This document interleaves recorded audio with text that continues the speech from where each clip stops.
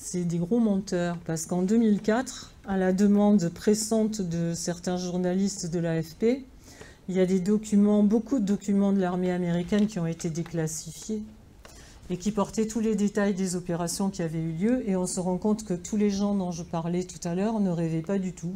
C'est-à-dire que pendant qu'ils traitaient tous ces gens-là de fous conspirationnistes, il y a la preuve qu'ils ont épandu sur Vegas, sur San Francisco, sur Corpus Christi, sur le Maryland, sur le sud de l'Angleterre. En 50, par exemple, sur San Francisco, ils ont épandu pour voir à quel point une ville peut être affectée par une attaque biologique et si c'est possible d'attaquer une ville portuaire à partir d'un bateau. On a eu un reportage il n'y a pas très longtemps sur l'A2 qui parlait de Pont Saint-Esprit et des épandages de LSD en France.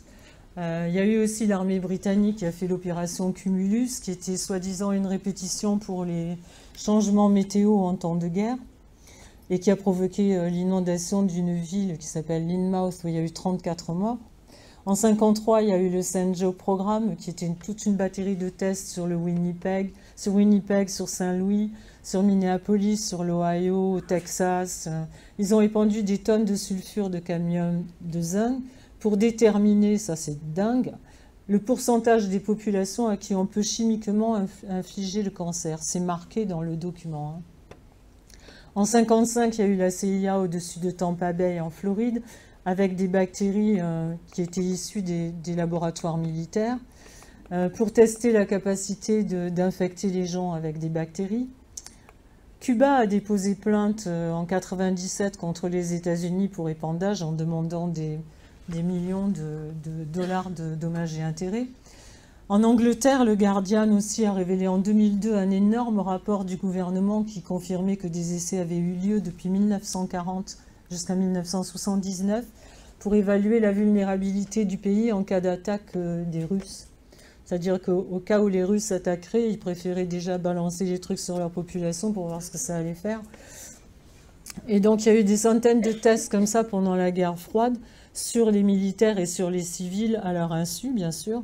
Jusqu'à entre 61 et 68, il y a eu aussi une opération qui s'appelait Large Area Coverage, LAC, où il y a plus d'1 million de personnes qui ont été infectées sur les côtes du sud de l'Angleterre par les bactéries E. coli et Bacillus globigi. Et aussi l'usage d'anthrax et de bactéries bizarres et de germes mortels sur les Caraïbes et sur une île écossaise. Donc en fait, tout ça a existé, il y a les preuves que ça a existé, les documents existent. Donc il faudrait croire maintenant que c'est pas vrai, maintenant ils épandent plus, ça n'existe pas. Quand ce qu'on voit dans le ciel en fait, et les substances que l'on retrouve dans la terre, et dans les analyses de sang, parce qu'il y a Axepica, etc., qui ont fait des analyses de résidus, et des gens qui ont fait analyser leur sang, dans lequel on retrouve effectivement du baryum, du strontium. Et en fait, c'est exactement ce qui est décrit dans les brevets, j'en parlerai tout à l'heure, et c'est exactement ce qu'on trouve dans les résidus de chemtrails dans la Terre. Donc c'est un peu difficile de croire que c'est pas vrai. Et aussi, si on regarde les archives des brevets américains, on se rend compte qu'il y a des centaines de brevets depuis 30 ans qui affinent complètement la technique pour faire les épandages, jusqu'au brevet Welbach, qui est le plus connu et celui qui sert en ce moment, qui permet d'ensemencer l'atmosphère, la stratosphère, avec des particules d'oxyde d'aluminium, qui en fait empêche les rayons entrants. Il pulvérise des particules d'aluminium en disant que les rayons du soleil, en frappant ces particules, retournent dans l'atmosphère et que ça empêche le réchauffement. Il y a aussi les traités qui sont très très instructifs quand on regarde les traités qu'il y a eu à ce moment-là. Parce que justement, comme j'ai vécu aux États-Unis, je me demandais souvent, quand j'écrivais le bouquin, pourquoi il n'y avait pas eu de plainte. Parce que quand on vit aux États-Unis, on sait qu'il y a des avocats derrière tous les arbres du boulevard et derrière tous les bancs publics. C'est tous ceux qui sortent de l'école et qui veulent se faire des clients qui sont là pour vous demander si tout va bien, si vous ne voulez pas attaquer le studio, le restaurant, etc. Et je me disais, comment ça se fait qu'ils aient jamais fait des class action pour attaquer... puisqu'ils avaient la preuve qu'ils avaient été pulvérisés. Et en fait, je suis tombée sur un traité qui s'appelle le traité ANMOD, qui est une convention sur l'interdiction d'utiliser les techniques de modification de l'environnement à des fins militaires ou hostiles.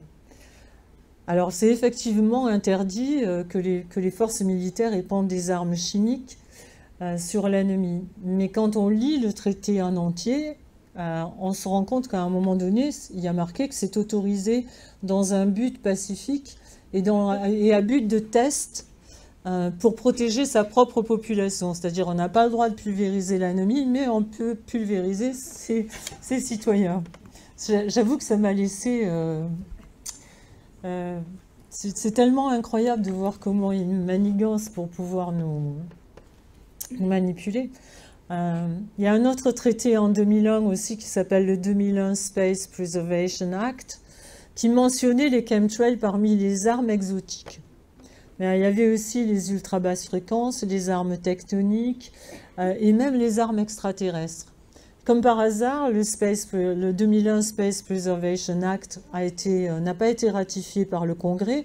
Il a été immédiatement mis de côté, supprimé. Et on a vu sortir le 2002 Space Preservation Act qui disait la même chose, sauf que la liste des armes avait disparu. Exit l'existence officielle des chemtrails, ça n'existe plus. Ce qui prouve déjà la volonté de dissimuler ce qui se passe et aussi la véracité de leur existence, parce que sinon, ils n'essaieraient pas de le cacher.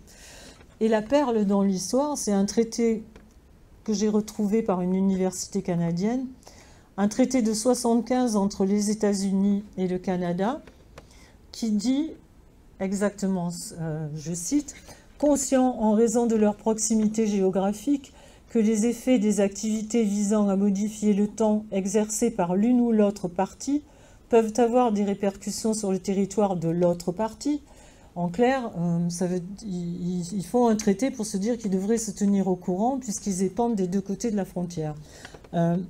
J'ai du mal à croire que deux pays de la taille des États-Unis et du Canada fassent des traités pour des trucs qui n'existent pas.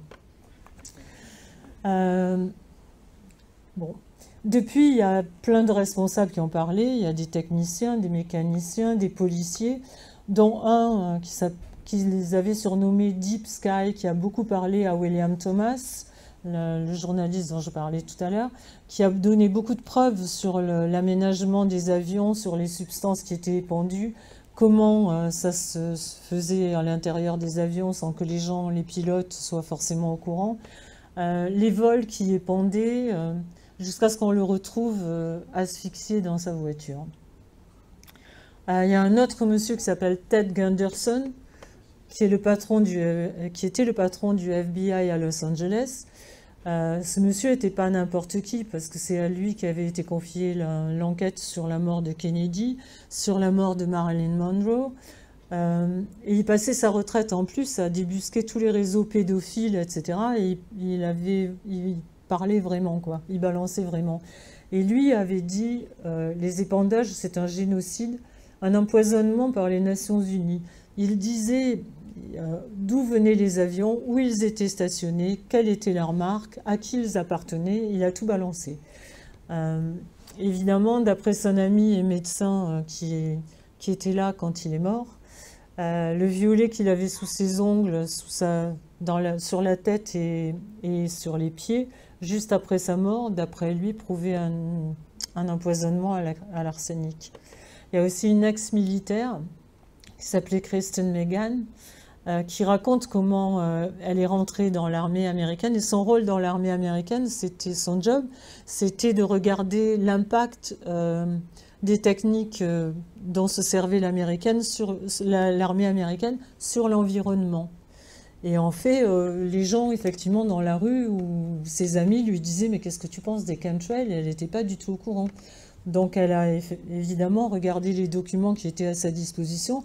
Elle s'est aperçue qu'il y avait des tonnes et des tonnes de barium, d'aluminium et de strontium achetés par l'armée américaine. Et elle a donc posé des questions à sa hiérarchie, qui lui a fortement recommandé de se taire et qui l'a muté dans un autre service, où elle a recommencé la même chose, jusqu'à ce qu'elle ait des pressions, des menaces sur sa fille, etc. Elle a fini par démissionner. Et maintenant elle aussi dénonce et dit ce qui se passe.